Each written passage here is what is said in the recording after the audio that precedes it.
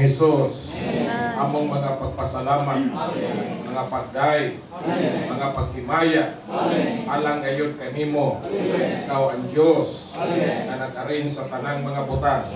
Sa nining adlaw, hapunon Ginoo, sa kasal sa among igsuon, dinay gipamatud-an o sa daghang mga balaan, tanang nanambong mga witnesses, aron sa pagpamatuod, pagsaksi, sa paghiusa, ininduha ka mga igsuon, ya sa ilang kaminyoon, ya sa imong mga mata, nga mahimok silang legal nga magtiayon.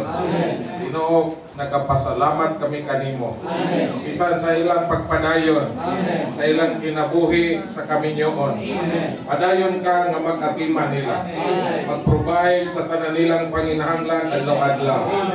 O Ginoong Hesus, bisan sa financial nga panginahanglan, material nga mga butang, o labaw sa tanan Ginoo, ikaw mahimong ilang sentro, mahimong ilang tumong, mahimong ilang tanan, o ikaw mo ilang higugmaon. Ginoong Hesus,